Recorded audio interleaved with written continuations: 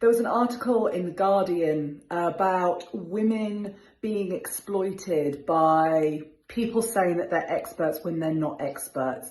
And I really wanted to jump on and talk about this because it's a subject that's very close to my heart.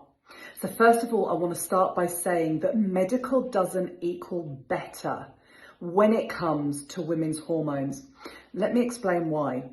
The segmented approach in the medical model, i.e. if you've got a gut problem, we look at the gut, and if you've got a problem with your bones, we look at the bones. It doesn't work for hormones. It doesn't work for menopause, because the problem with our hormones often stems from an issue in the gut, or, diet or stress. So it just doesn't work.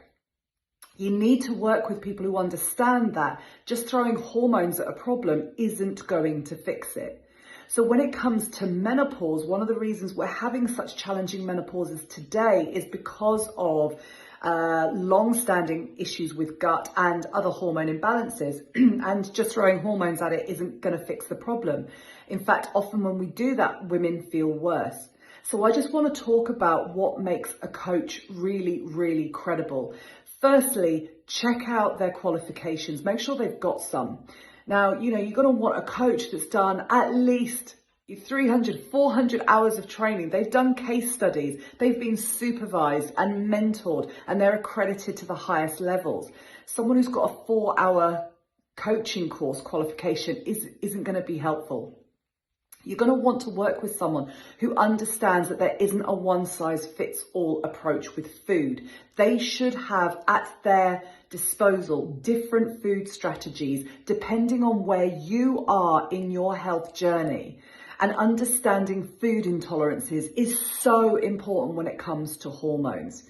You're also going to want them to be looking at all of the things I've talked about, the gut, immune system. You're going to be wanting them to focus on all those aspects and making sure that they are really looking at what the cause of the hormone issues are. So medical doesn't always equal better. Obviously, when it comes to being issued HRT, that's a whole different kettle of fish, but a really good coach will also be able to support you to make the decisions that feel right for you, that then can get signed off by a GP if they're medically appropriate for you.